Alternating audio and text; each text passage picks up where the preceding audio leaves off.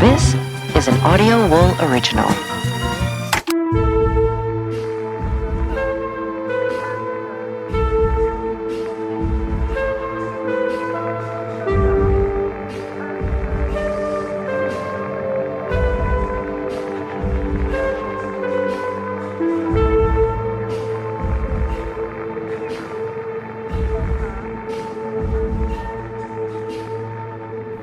Nothing I love more than dramatic Ring doorbell camera footage, Kelly.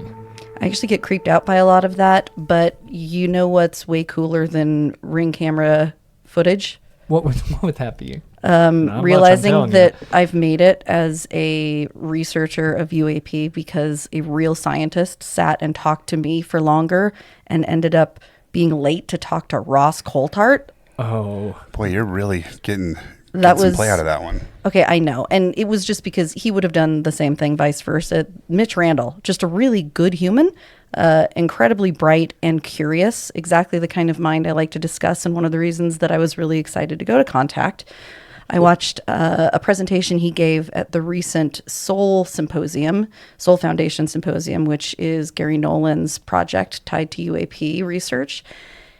Yeah, Mitch has got a pretty crazy background. Radar technology, machine learning, electrical engineering, physics. This guy is a bit of a renaissance man when it comes to the sciences surrounding UAPs. And you can tell because he's pale. So yeah, he does. He's got the scientist. same skin color as me. Very little outdoors. Actually, I also it's found funny. a kindred spirit here. Oh. Turns out that Mitch actually loves hiking. Huge outdoorsman. Well, he just really, his skin looks good because he uses sunscreen. SPF, yes. Yeah, apparently, makes sense. which is great. But he used to work for National Center for Atmospheric Research. What were you going to say? Astronomical, but that was later. Atmospheric research. I don't even know if that exists anymore, sadly enough. Is that one of the things that we've cut? I feel like all of those groups. Who can keep track? Yeah, there's a lot of cuts. Everything's lately. getting axed. Luckily, when Mitch was there, he put into place one of his inventions, which was developing a mobile unit for tornado radar detection. And you know how much I love. Well, yeah, that's the only reason we got tornadoes. Twister. Without Mitch, we wouldn't have Twister. I didn't see any pictures of him at the Twister, the movie museum in Oklahoma when I visited. Well, sometimes it's the unsung heroes that we really need to thank, Byron. Well, not crafty. They had pictures of the people who provided craft services, but well, that is nice. I didn't see Mitch at all. The food look good? No. Mitch has been doing some interesting work in AI, and most recently, Byron, a little bit like your Ring camera analogy. Oh, yeah. We got away from that one. So Circling he's back. working on something called Skywatch, not to be confused with Skywatcher, but this is an effort to put citizen science at the forefront of the UAP question and trying to figure out what's flying around in our skies. The idea is if he can use some of the same knowledge and innovative skills he's put to work in these other areas, they've actually come up with a prototype of this radar detection device that could go into the hands of tons of citizens around the country and would allow us to do a crowdsourced collection of data about what is in our skies. So we aren't relying on a large corporation or the government, but rather kind of taking matters into our own hands to figure out what the heck's going on. Wow. I just love that I could potentially get a gadget out of it. You could. To mess with. You could. And like back in the day when we used to be able to search online and participate in SETI and scan skies as part of that effort. Although I don't know how much they really used the citizen portion of it, but it felt really good to try to contribute. They just used your processor to process signal data. Oh, so like when I was scanning around and looking at stuff that was actually doing nothing, it was just the No, it's connecting literally, to it was just like a waterfall display, like when it was running. Okay. Well, it won't be quite that with Mitch, but if they're able to get this funded, and it's actually a fairly humble fund level, so I'm hopeful that they'll be able to make it happen soon, we might all be able to be contributing to the Skywatch effort in the near future. Millionaires, billionaires listening, tuning in, consider visiting ascendantai.com/Skywatch. It seems ethical like, ones, yeah, at least. Well, it seems like he's got Please Venmo Mitch $5 million. It's a little over 5, but not that much over 5. It's actually like really, having worked with some wealthy people, not myself, of course, that it's weird to say that because for any of us, that's a fortune and a half. But for a lot of people on this planet, that isn't that much money. And this is a really huge project that could make a really big impact. Keep people from whining so much about disclosure. That'd be kind of cool. So I think we should listen to Mitch. And any of you interested in tracking what's going on with Skywatch, go ahead and visit ascendantai.com/Skywatch. Is that right? Yeah. Did I get that right? Oh, yes, you did. I did. Okay, good. Here's Yeah. Mitch. Thanks, Mitch. Can you talk to us a little bit? I know you're doing a few different discussions here. In fact, you've already had a couple, both about Skywatch and about AI. And I don't know if there's one you feel more passionate to discuss. They're both so fascinating, so I kind of wanted to leave it up to you which direction you'd like to chat.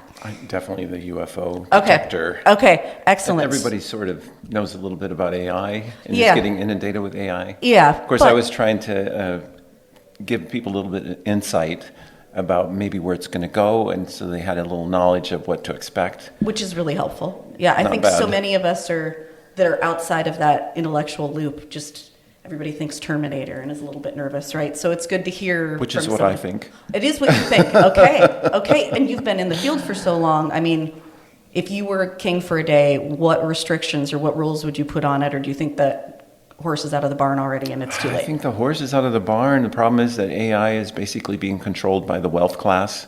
I mean, Yep. It's not like it's, they say it's open source, so everybody has access. No. But not really. I mean, really, you have to have a giant server farm to run any of these things. So Right. it's really being controlled by the wealth class. I call it a super weapon.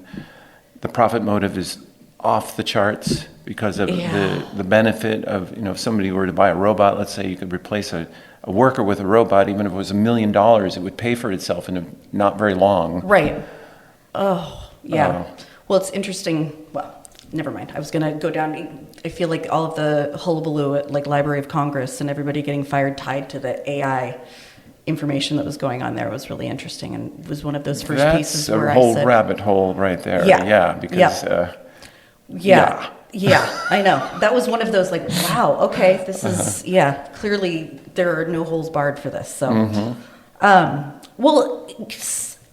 naming issues, Skywatch, you guys have been around for a while and been doing some really incredible work. And then we're hearing in the news Skywatchers, and I'm sure there's, so just to be very clear, two completely different organizations doing, work in the same general area, but from very different approaches. So can you tell us a little bit about the start of Skywatch and what you guys are working on at this point?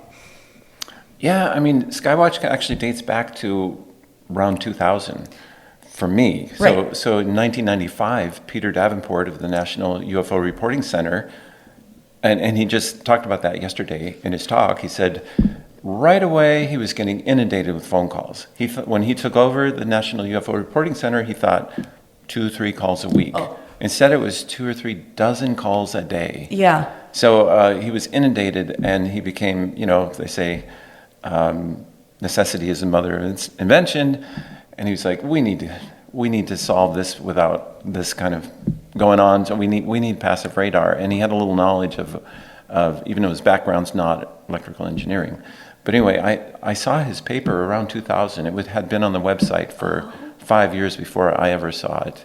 But I had, in the 90s, developed bistatic radar for weather research. So, a normal weather radar is this normal kind. Do you mind if I go into? Oh, please do. No, this is phenomenal. Yeah, okay. Yeah. So a normal radar for weather transmits a signal, and that bounces off the weather, comes back, and they measure the time delay to get distance. And as the antenna moves around, you can see, you get different positions, right? So you can actually put another receiver that's just associated with, that's receiving that same frequency, but it's at a different position. So it might be 30 kilometers away. So this transmit signal hits the cloud. It doesn't just scatter back, it scatters in all directions, including over to this other receiver. And that's why they call it passive radar, because it's not doing the transmitting, it's only receiving. But that gives you, normally on a Doppler weather radar, all you can tell is how far it's going to and from you. But when you have this other receiver at a different location, you get to see that direction too. And when you get a couple directions, you can get a 3D direction out of it. So instead of just a radial, for example, you'd see a tornado could be little arrows that are going around in a circle. Right. instead of a color display that just shows something that only meteorologists can figure out. Right. They call it the hook echo. And what year was that you... We were doing that in 95. Wow. Yeah, That's I was incredible. at the National Center for Atmospheric Research working with Josh Werman from the University of Oklahoma, and that was his PhD thesis, and we put that together. Oh my gosh. Yeah. Wow. Yeah, enough for a whole lifetime, but then you just kept going. So when I saw what Peter Davenport was doing, and I had decades of just off the whatever on the side interest of UFO, Right. watching all the stuff going on, but not really doing anything in the field. Yeah. But I contacted Peter Davenport and said, well, I could build that. And he said, "Oh my gosh, thank heavens." Well, yeah. I mean, so he was busy trying to do his fundraising. He's been fundraising for that now for 30 years. Oh my gosh. So for me, it turned out that I didn't really have the spare time to just do it. I mean, if you don't have the money, you have to have the spare time. I didn't really have the spare time. Yeah. And we were, it wasn't actually that easy to put together a receiver at that time. You had to build a radio receiver. It was Right. Nowadays, it's a lot different. Yep. So nowadays, you can buy a little dongle that looks like a thumb drive and plug it in. And Literally, that's a Sandbot. Yeah, that's a radio receiver. Yeah. You hook an antenna into it, you can receive anything. Yeah. So everything changed. So actually, about 5 years ago, I thought, wait a minute, everything changed. Why don't I mess around with that now? So I made a little experiment, and then I'm just going into a history. Is that what you want? This is beautiful. It's Okay. exactly what I want. Yeah.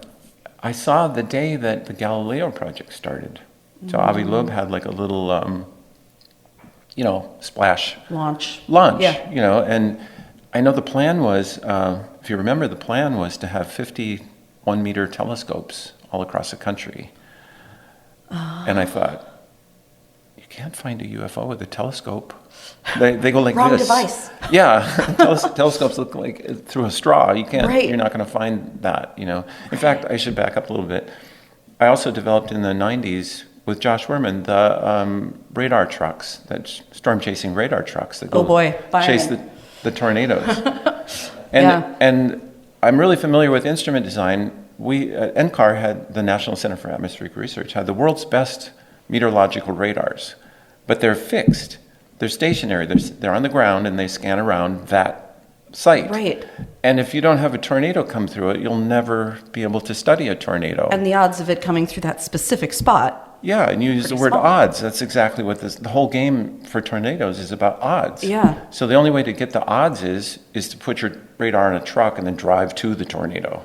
So that's Right. part of instrument design, and that's a huge part of this radar that it's an instrument.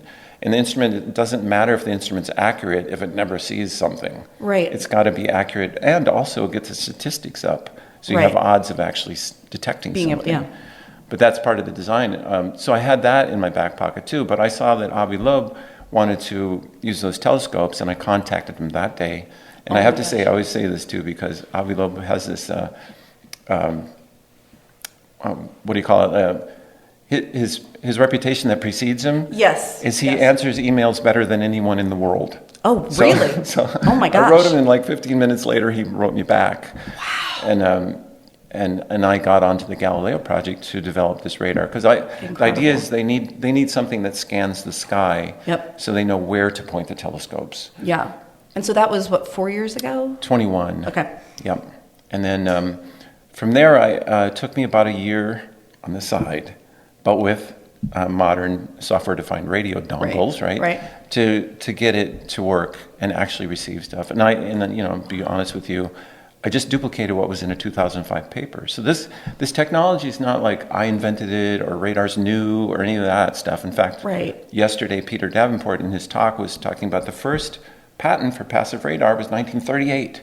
Oh my gosh, I didn't realize that. Yeah, because they used it in Britain to detect airplanes coming in from Germany. Wow. And how it worked was BBC was transmitting, so they used the BBC transmitter, and then they had receivers that normally can't hear BBC, but if an airplane comes through, it would reflect off of that, and then they could hear it, so they could locate where that was, and they had a series of receivers. Wow.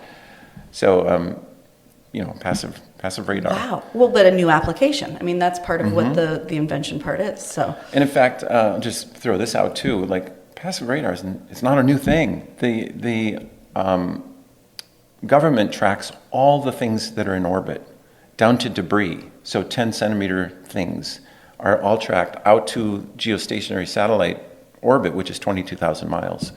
So they can do that. That's a passive radar. Wow. There's okay. a transmitter in, I don't know, somewhere in the middle of the country, and there's like 9 receivers across the country that are receiving it, and that's called a bistatic passive radar. So, this is not a new technology. What's new is, with the Galileo Project, they have just one site, and their idea is to have these kind of high-quality sites. Okay. And from my experience at NCAR was, okay, that's fine, but they don't have the statistics that I think is needed. Right. You can't, if you're not moving, if you can't cover more area with That's it, right. your odds are too small. Right. I mean, what are the chances of you seeing a UFO? Right.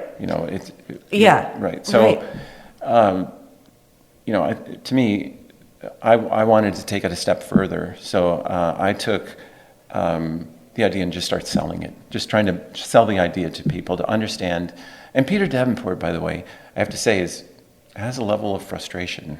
And last year at his talk here, he said, I don't understand why there's not more people in this room. Right. Oh, Because I can only imagine. Here's, this is, we're going to know, and we're going to be able to prove to everyone that Right. UFOs are real. Right. How is there anyone who doesn't care about this? Yeah. Yeah. Because, this is the most important thing.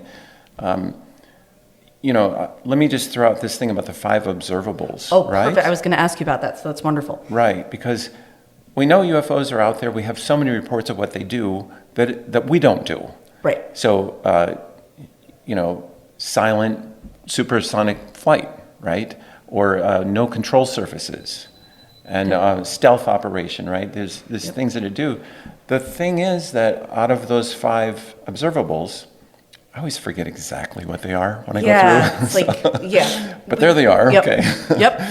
The one that really stands, because for example, with no control surfaces, well, a balloon has no control surfaces. Right. And they argue about stuff all the time, the debunkers. This is a balloon. This is a balloon, right? That all Or the time. transmedium travel. Okay, well, what if an airplane crashes on camera into the water?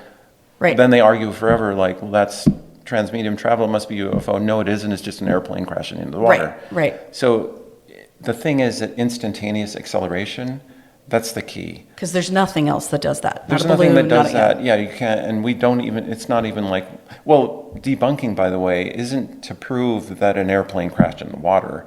It's to prove that an airplane could have crashed in the water. Right. All you have to say is if humans could have done it, then it's debunked. Right. Because then it doesn't necessarily mean Right. UFOs, right? So, but instantaneous acceleration, we can't even fake that. Yeah. Right, there's nothing you can do about that. Yeah. You can't make an airplane that fakes instantaneous acceleration. Exactly. Just no.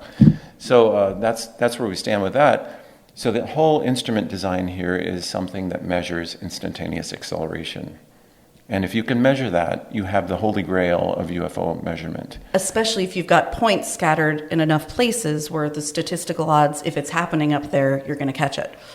That's right. Yeah. Now, compared to the way that passive radar in 1938, where you were, just detecting only the signal from a faraway transmitter. What we have now is something actually very different.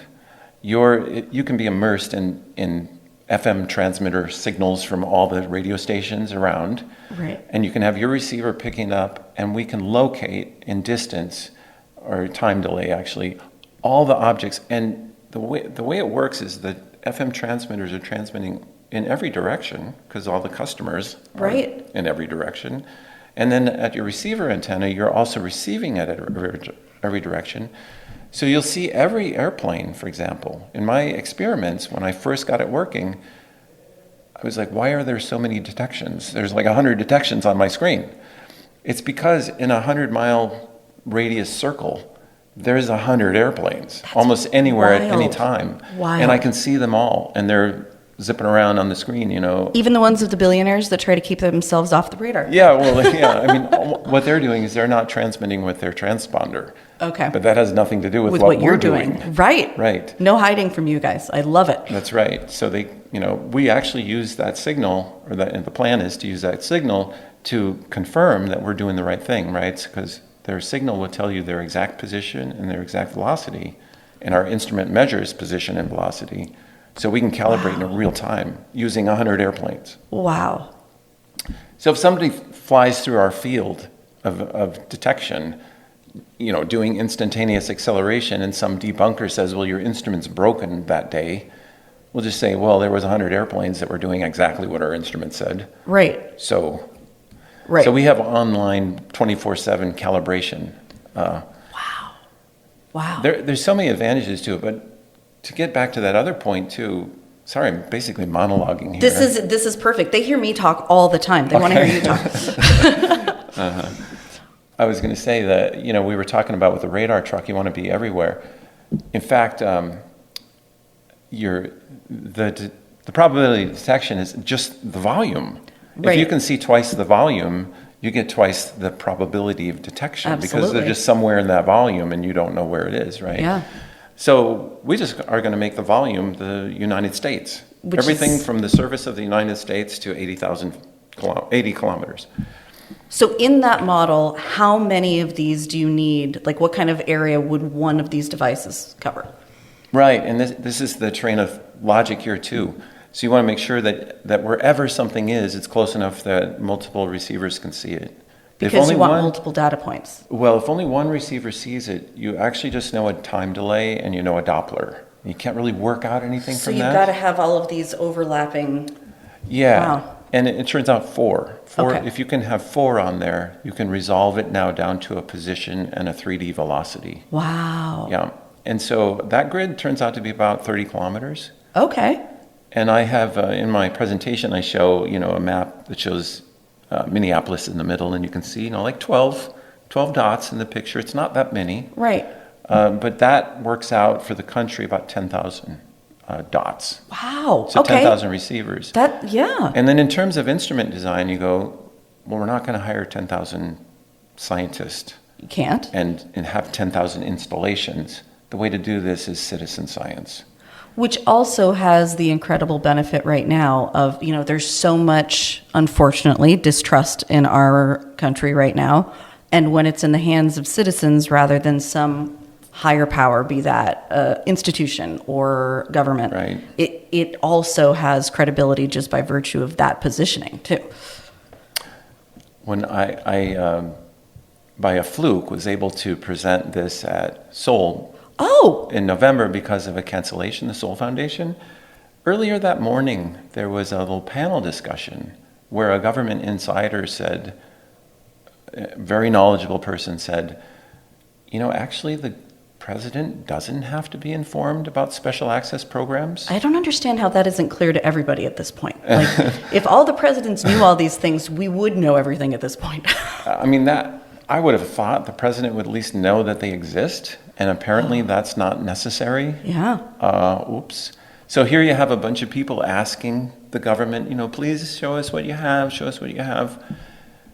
They're asking the wrong place because we don't really even know where to ask. That's right. Yeah. And they're not going to get anywhere. I don't want to be so pessimistic, but they might not get anywhere. Well, and if you look at how many years people have been beating on the door of disclosure, Yeah. at some point, you just take it into your own hands, right? Which is exactly what you guys are talking about. So that's what this would do. So there's so many synergistic benefits of this crowdsourcing thing. Yeah. Because part of it, and my little theory is, this isn't scientific, but this is what I think. People are waiting for the president. People are waiting for the president to come out and say, UFOs are here. Right. And then they go, okay.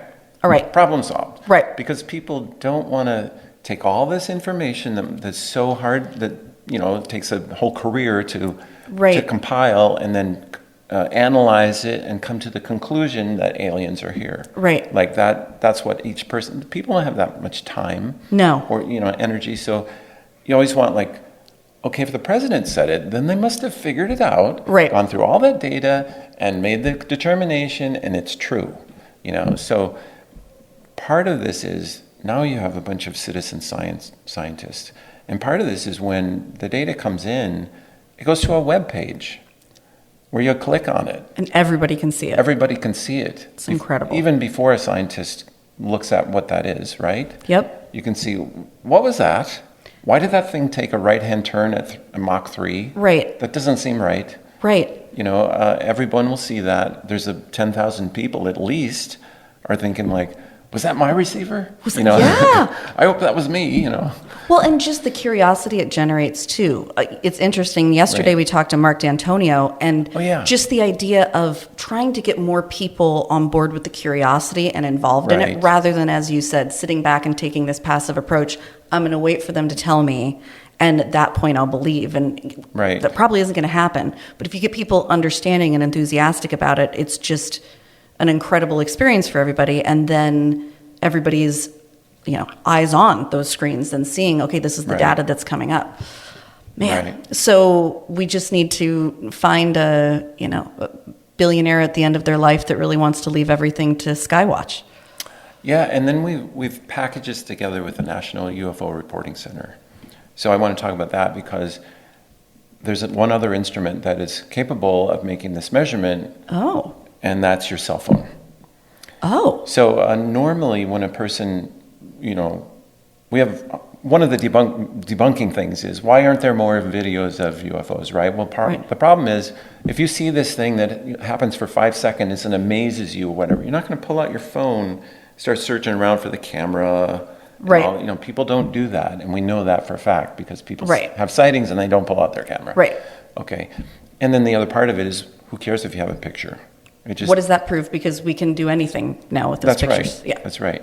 So the idea here is, though, you can have a network of these apps where, do you know about the Stargazer app? Yes. Oh my gosh. Right. Yeah. And with the Stargazer, you can, when you point the phone in the sky, it knows where you're pointing. It's incredible. Right? It's so incredible. Right. Again, as getting people enthusiastic about the science of it. We do that with our daughters all the time. Right. That app is amazing. So even though your video camera doesn't know anything about pointing, your phone knows about that, Right. right? And so the idea is you pair that information together, the video information with the pointing direction and the GPS location. Oh. So then what you can do now that you have the radar data and you have a bunch of people that have this app, you can send a signal to a person that said, there's going to be a UFO coming from the southwest. Right. Run outside. Go check and it. get ready to record. Oh my gosh. So they can go, where is it? Where is it? There it is, Oh, wow. And then if you can get multiple people to do that, you can actually do video triangulation.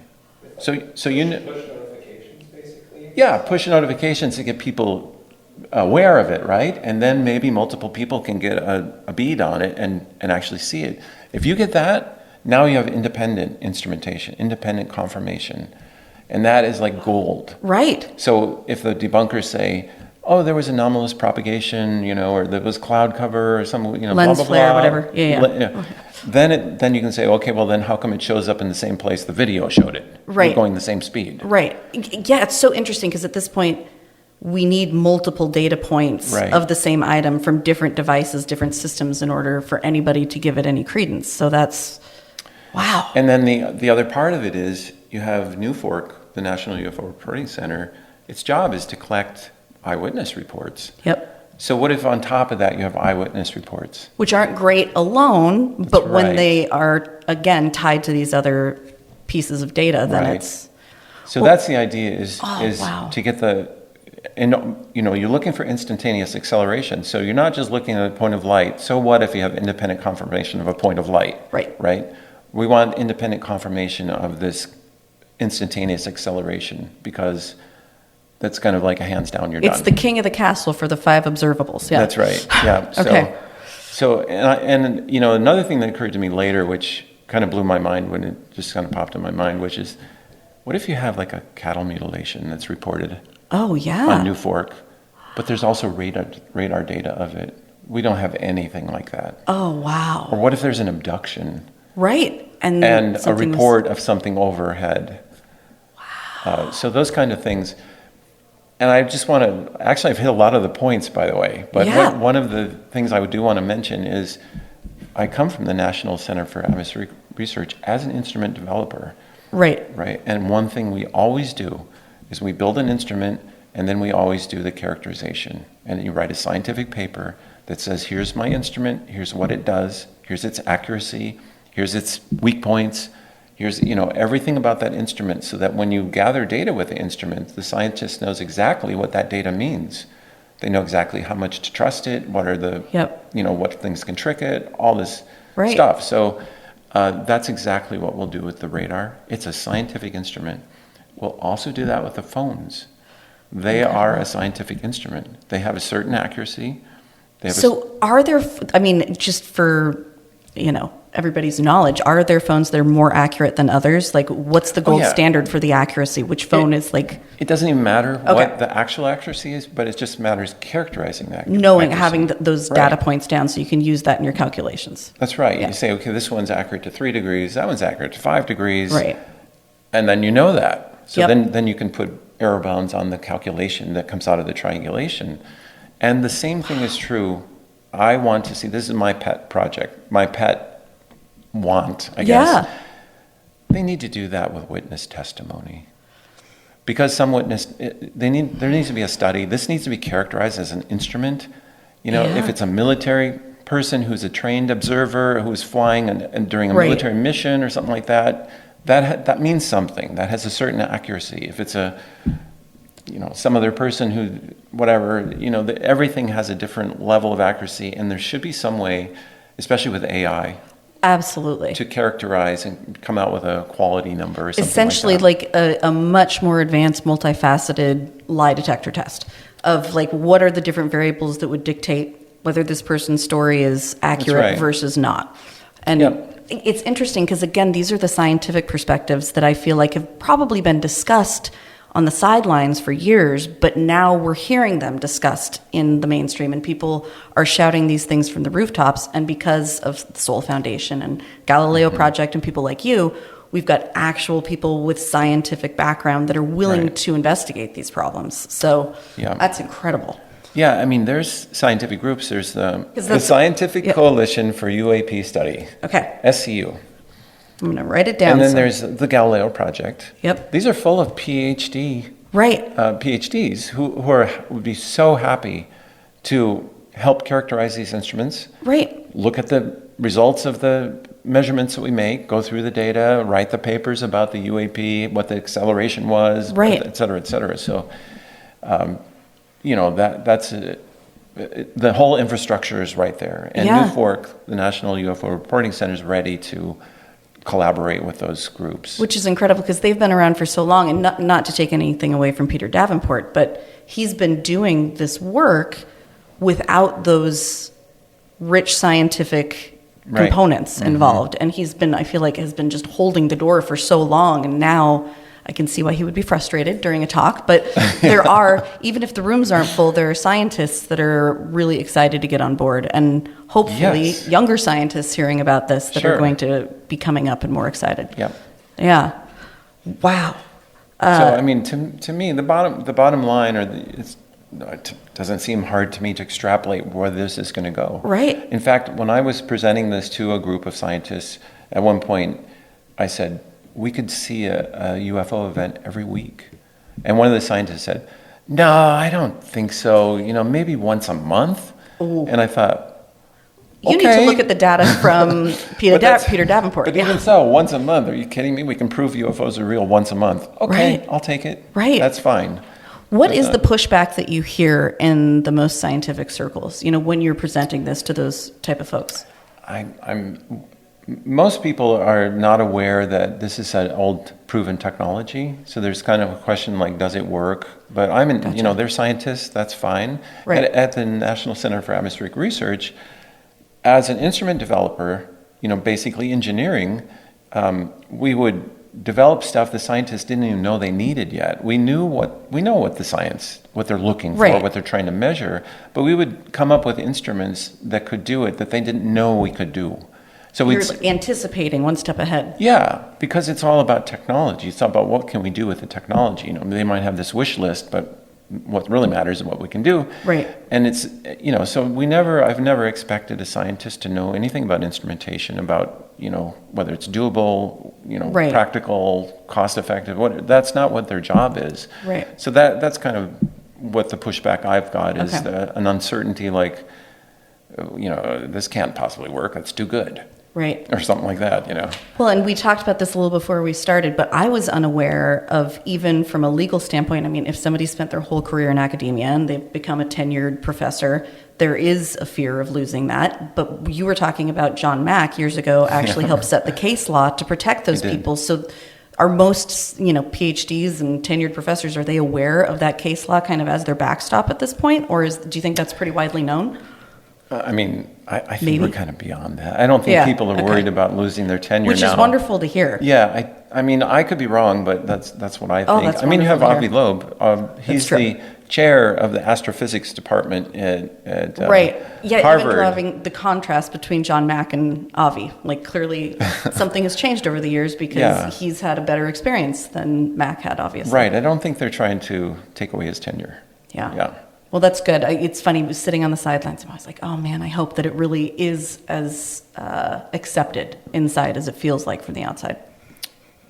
Yeah, the most but part. even so, we have these groups where scientists are coming in from the outside and working on these groups, and I don't know how much their university has to say about that. Right. I'm not sure. But Right. Like Gary going out on Skywatcher tours and making sure they're applying the scientific process appropriately. Is Stanford happy about that or not happy about that? Right. Yeah. Yeah, I mean, maybe that's Yeah. what you do in your spare time might be okay. I don't know. Yeah. I don't know how it works, but Yeah. I kind of don't think we're there yet. Okay. The real barrier is funding, Yeah. and some people. You want me to talk about funding a little bit? Yeah, please do, because it's actually I think people take for granted that, oh, well, clearly there's money for this, and that actually is not the case. I mean, it exists, but trying to connect with it and find the people that have it and are willing to invest. Right. I mean, obviously, the government's not going to come and fund this. Yeah, they already have all the instruments. The idea is they're not ever going to give us the data from those instruments. Right, So we're Right. doing this separate from the government. right, And so now we're talking about, and this isn't investment, this is donation. right, Because they're not getting ownership of it or anything. That's not what we're doing. right. But this is kind of a round-off error for taxes for some of these people. I mean, this is not that much money. It's $5.3 million is what it's all. Obviously to me that's astronomical, but as you say, to people that we read on the news, I mean, that is a rounding error. That's right. Yeah. Exactly. So, I'm not trying to belittle how much, impact it has Right. on them, but I'm just saying, like, if society wants to do this, that's not a big cost to society. Right. It seems like a big payoff. I mean, can you think of another scientific question that's this big? Right. That could be answered for that kind of price? Yeah. And, And what have you found in efforts to fundraise? What are the most frequent, roadblocks that you are running up against? Me. I can't believe that. No. The biggest problem is I don't know how to fundraise. Yeah. I'm an engineer, a physicist. I want to design stuff. Right. And I'm doing this on the side. So do you out of- have a fundraising partner that helps you beat doors down? And I definitely have people helping me. Okay. But it's,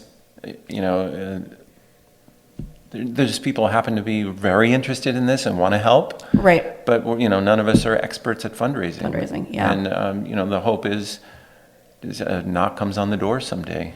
Yeah, somebody out there with huge fundraising background needs to get on board with this. But let me just throw this out too, because if I don't say it, we can't just take $10 donations. Yep. That won't work. Yep. It's too much money, too Yep. many donors. You can't take the Bernie Sanders approach. It's not going to work. Yeah. Right. Yeah. Right. Yep. Exactly. He's Yep. a good fundraiser. He is, but from a very different Yeah. angle. Yeah. Yeah. And then we can't really do crowdsourcing. And I've had many people, the first thing they say is crowdsource it. And the problem with crowdsourcing is all based on an early product that comes out at a lower price. Well, our product is at cost. Right. We can't even go lower than cost or we're going to lose money. So there'd be no reason to do that. Because it's not a money-making proposition. It's not a money-making it's- proposition. It's a humanity proposition. That's right. Yeah. So it doesn't fit that model because that's for somebody who's got a profit margin. Right. So we're kind of stuck. And also the number's pretty big for crowdsourcing. 5.3 million is a little Yeah. over the top. Man. It does, that number feels so doable. I feel Yeah. like there's got to be a way. I've gotten very close. I'm in communication with some people, and that all sounds promising, but also nothing could happen. So if you get that money and you move forward, then what would be the cost? Like, let's say if Sam and I want to install one of these to be a part of the project, what would be the cost to buy the device and put it on our land? So the plan is, and it's all worked out in fantastic detail, because one of the last investors insisted on that. Oh, and I love it. we went through everything. Okay. So the 5.3 goes, all the dollars are accounted for, Oh, right? I have no doubt. It's a 24-month development program. Wow. That pays for the development of the whole product. It's a consumer electronic product. So it's a thing that's like a router, no Right. more complicated than a router. You plug an internet into it and a power, right? And then there's an antenna that goes on the roof that connects to it. That's what you buy. It's about $500. So that's what we're shooting for. Wow. So literally, I think that's a little cheaper than a Starlink satellite right now. Could be. And I'd way rather give you my money than Elon. So, Okay. wow, that's Nice. incredible. Okay. Oh my gosh. That's what we're shooting for. Wow. And I mean, obviously, to most Americans like us, $500 is a lot of money, but it's something that most people could do. And can you think of any better investment? Even once you get to the point where it's the individual's investments and not the funder, can't imagine anything better to do with $500. And then, it's going to all be under the umbrella of the National UFO Reporting Center. Yep. So that's a nonprofit. It's tax deductible donation. As long as 501c3s don't get ixnayed in That's some right. tax code in the next few years. Yeah. And then we're also kind of developing hopefully a new business model, because what New Fork will do with that money is they'll subcontract to a company. In the case, this is my company that they'll be subcontracting yeah. to. And the idea is, after we do this project for them, there might be another thing. And the model that we need is, I don't want to be so negative to say this, or I don't want to be taken this way, but the amateur projects are they're a very different beast, right? Yeah. Right. We really want a consumer electronics product that is reliable, Right. but it's also a scientific instrument that's been characterized and calibrated. Right. So it's from my background, this is an instrument. Right. Right. And that's what it takes. And we're not talking about like some cheap thing, or you Right. can take a little receiver and do this, and then everything's great. Well, it's almost the consumer trust that you build because of what went into it, and because once something like that is out there, hopefully the model, like you said, develops that this is something I can trust the same way I would trust purchasing my new cell phone or purchasing Right. anything else. It's not, going to the boxcar derby. Yeah. Someone just told me about this. There's an air quality measurement system that's called Purple Air, where you can buy a little product, and then you become part of the network to test air quality. And it's calibrated, and apparently, I just learned about this yesterday, but they said that's the same business model as Purple Air. Oh my gosh. So this is a thing that works. I mean, people do want to be involved, and they have an interest in Yeah. participating, even at a cost, even though this is all kind of a donation. They're not Yeah. making anything out of it. Yeah. But I mean, wouldn't you love to have the receiver that detects the UFO that changes the world? Right. Absolutely. Oh my gosh. Yeah. Wow.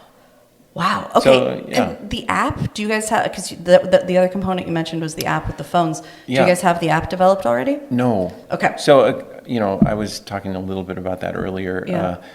This is such a rabbit hole for me. The attractive nuisance idea, Yep, where if yep. I start working on it, I can't stop, and then I lose my day job. Yep, which So, nobody wins then. Yep. so I've really just turned all my efforts into fundraising, which actually has been a little bit hard. Oh, I Tell can you the only truth. imagine, because it's not where your heart lies, right? Yeah. Yeah. Yep. And it's costly because I also, that's a rabbit hole too. So when I have talked to investors and spent a lot of time, 5 months at a time trying to, Right. going through all the details of what's involved, everything, Right. a lot of discussions and everything. And at the end, it doesn't go through. And then I look at my consulting hours, because I'm a consultant, And you're like, oh. and I'm like, oh shoot, I'm like at a 50% pay. Right. And then 20% pay. And then Yep. Pretty So- soon you're a teacher. And then, yeah, Yeah. that's... But I do have this attitude, though.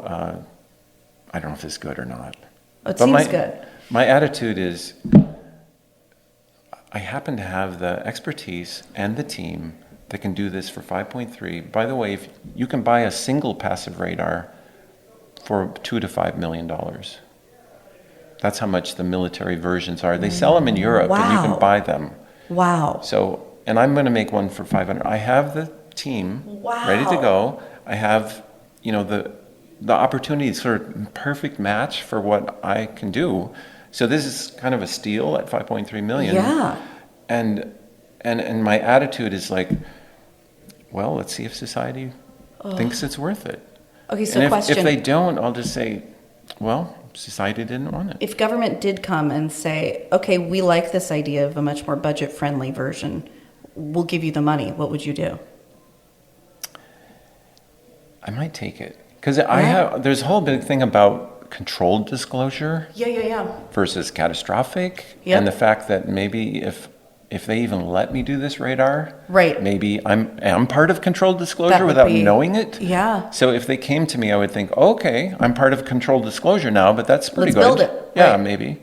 Okay. I would maybe consider that. And if you hit the end of the road and you decide you're just throwing up your hands with America, would you ever consider doing it in, I don't know, South America or Europe or somewhere else? Well, no. No. Probably Too not. many obstacles. There are things. There's Yeah. there's our there's already ITAR, which is the International Trade in Arms Agreement, and passive radar is covered in that. So you have to be very careful with your specifications to Yep. navigate that, and make sure you're not under that jurisdiction, and all that takes money, Yep. and all of that Yep. is, I don't know. I mean, Yeah. I- Too I many wouldn't- steps back to... I wouldn't want to have to rescind my American citizenship and then move to another country to do it. Yeah. again- Although I don't know if American citizens aren't willing to fund this. It could be a good reason. That's funny. Yeah. This is so exciting to hear the detail about it because, from a 30,000-foot view, I've read a lot about it, but just to hear you talk about it. Okay. You say that you're the obstacle to the funding, but I can't imagine somebody with money sitting across the table from you and not getting excited by the way you talk about it. So, That's what I think. yeah. I think it's just a matter of who hears it, because I definitely think there's people that would hear it would say, I want to do that. I want in. And we're happy to call it the John Smith Memorial Network. Right. Exactly. Please, John Smith, come forward. Come forward. Yeah. Yeah. Yeah. Wow. Well, Mitch, I don't want to hold you up. I know that you've got another interview to go to. Thank you so much for taking the you're time. welcome. This And was fun. Please do reach out. We would love nothing more than to show you the Montana skies. It'd be really fun. Yeah. Okay. Thank you very much.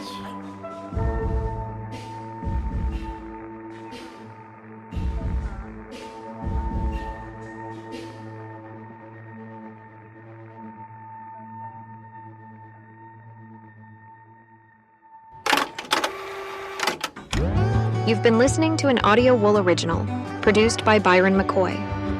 Theme music is provided by Yawns. For more programs like this, visit audiowool.co.